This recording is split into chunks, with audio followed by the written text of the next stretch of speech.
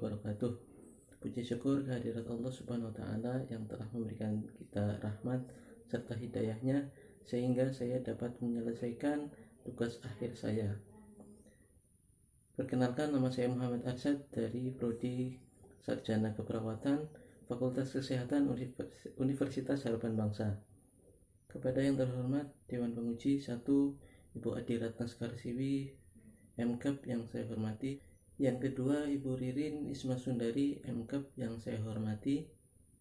Yang ketiga, Ibu Dwi Novitasari, MSc yang saya hormati pula. Sebelum saya memaparkan hasil skripsi saya ucapkan beribu maaf yang sebesar-besarnya karena banyak sekali kekurangan dalam skripsi saya ini. Pada hari yang cerah dan kesempatan yang baik ini, saya akan memaparkan hasil penelitian skripsi saya yang berjudul Gambaran Pengetahuan Pasien TB Paru dan Pengawas Minum Obat tentang Pencegahan Multidrug Resistant Tuberculosis. Ibu-ibu dan penguji yang saya hormati, sebelum saya memaparkan naskah hasil skripsi saya akan mengulas kembali materi sebelumnya. Yang pertama, kita ulas tentang PMO atau pengawas menelan obat. PMO atau pengawas menelan obat adalah orang yang ditunjuk untuk menjamin keteraturan pengobatan pada pasien TB paru. Sebaiknya PMO adalah petugas kesehatan, misalnya bidan di desa, perawat, sanitarian, juru imunisasi, dan lain-lain. Bila tidak ada petugas kesehatan yang memungkinkan, PMO dapat berasal dari kader kesehatan, guru, anggota PPTI, PKK, atau tokoh masyarakat lainnya, atau anggota keluarga. Selanjutnya adalah MDR atau Multidrug Resistant. Adalah keadaan di mana bakteri TB sudah tidak dapat lagi dimusnahkan dengan OAT atau obat anti tuberkulosis. MDR pada dasarnya adalah suatu fenomena buatan manusia sebagai akibat dari pengobatan pasien TB yang tidak adekuat maupun penularan dari pasien TB resisten OAT. Penata laksanaan TB resisten OAT lebih rumit dan memerlukan perhatian yang lebih banyak daripada pelaksanaan TB yang tidak resisten. Metode penelitian yang digunakan dalam penelitian ini adalah metode deskriptif, yaitu suatu metode dalam meneliti status kelompok manusia, suatu objek, suatu set kondisi, suatu sistem pemikiran, ataupun suatu kelas peristiwa pada masa sekarang. Tujuannya untuk membuat deskripsi, gambaran atau lukisan secara sistematis, faktual dan akurat mengenai fakta-fakta, sifat-sifat, serta hubungan antar fenomena yang diselidiki, menurut Nasir tahun 2017. Jenis penulisan yang digunakan adalah studi literatur review yang berfokus pada hasil penulisan yang berkaitan dengan topik atau variabel penulisan. Studi literatur bisa didapat dari berbagai sumber baik jurnal, buku, dokumentasi, internet, dan pustaka. Metode studi literatur adalah serangkaian kegiatan yang berkenaan dengan metode pengumpulan data pustaka, membaca dan mencatat, serta mengolah bahan penulisan, menurut Nur Salam tahun 2013. Data yang digunakan dalam penelitian ini adalah data sekunder. Data sekunder merupakan data yang diperoleh lewat pihak lain, tidak langsung diperoleh peneliti dari subjek penelitiannya. Sumber data sekunder meliputi beberapa jurnal penelitian, buku, maupun artikel ilmiah yang sudah dipublikasi berkaitan dengan materi pembahasan gambaran pengetahuan pasien TB paru dan PMO tentang pencegahan MDR. Pengumpulan data merupakan suatu proses pendekatan kepada subjek dan proses pengumpulan karakteristik subjek yang diperlukan dalam suatu penelitian. Ini menurut Nur Salam tahun 2013. Adapun metode pengumpulan data yang digunakan dalam penelitian ini adalah metode dokumentasi. Metode dokumentasi merupakan metode pengumpulan data dengan mencari atau menggali data dari literatur yang terkait dengan apa yang dimaksud dalam rumusan masalah. Ibu-ibu Dewan Penguji yang saya hormati, telah sampailah kita kepada pembahasan. Literatur pertama, nama penulis Wardani, tahun 2016. Judul, Gambaran Tingkat Pengetahuan, Sikap dan Tindakan Perawat Puskesmas Terhadap Penata Laksanaan Pasien TB MDR atau Multidrug Resistant. Desain, deskriptif kuantitatif dengan pendekatan cross-seksional. Responden terdiri dari 18 perawat di Puskesmas Jember. Prosedur penelitian dilakukan dengan cara interview menggunakan kuesioner pengetahuan dan sikap, serta melakukan observasi dengan mengisi checklist tentang tindakan terhadap penata laksanaan pasien MDR. Hasil penelitian menunjukkan bahwa tingkat pengetahuan perawat puskesmas terhadap penata laksanaan pasien TB MDR di Kabupaten Jember terdapat 17,65% responden dengan pengetahuan baik, 70,59% responden dengan pengetahuan cukup, dan 11,76% berpengetahuan buruk.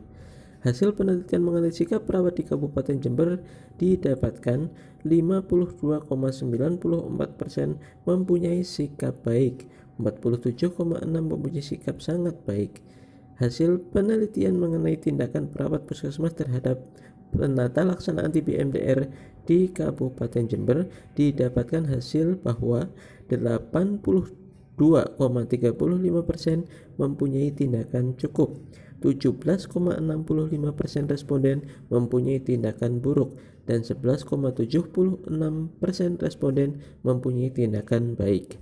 Sehingga peneliti menyimpulkan bahwa sebagian besar perawat puskesmas yang memiliki tingkat pengetahuan cukup memiliki sikap yang baik dan melakukan tindakan yang baik terhadap pelaksanaan TB MDR. Literatur kedua, nama Khairil, tahun 2015.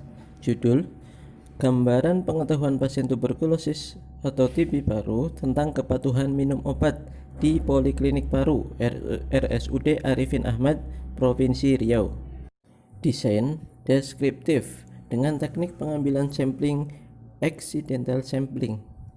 Responden terdiri dari 45 pasien Poliklinik Paru RSUD Arifin Ahmad, Provinsi Riau pada tanggal 21 sampai 25 Mei 2015.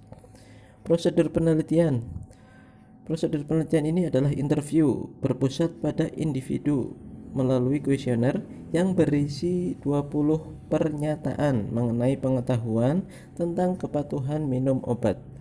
Hasil penelitian: berdasarkan penelitian yang dilakukan di Poliklinik Paru RSUD Arifin Ahmad, Provinsi Riau pada tanggal 21 sampai 25 Mei 2015 dengan cara menyebarkan kuesioner yang berisikan 20 pernyataan sesuai dengan masalah yang diteliti, maka dapat disimpulkan bahwa gambaran pengetahuan pasien TB paru tentang kepatuhan minum obat di Poliklinik Paru RSUD Arifin Ahmad, Provinsi Riau mayoritas dalam kategori cukup, yaitu sebanyak 26 responden atau dipresentasikan 57,78%.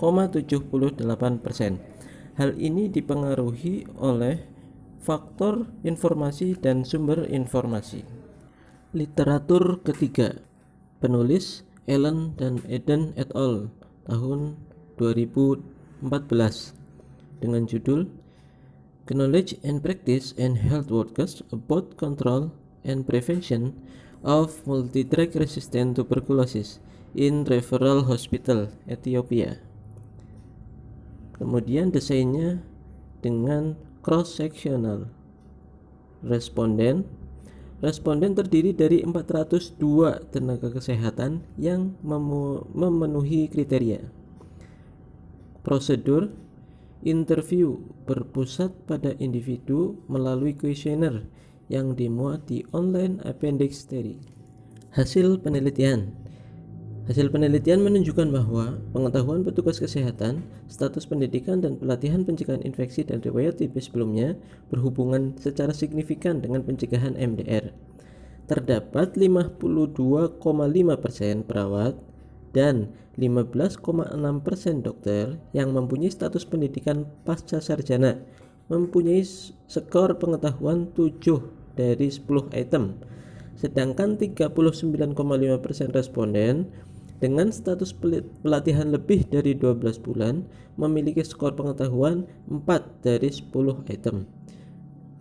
Hasil penelitian dapat disimpulkan bahwa Skor pengetahuan penelitian ini adalah rendah, sehingga peneliti menganggap perlu adanya pelatihan mengenai pencegahan infeksi agar dapat meningkatkan pengetahuan dan dapat mencegah terjadinya MDR.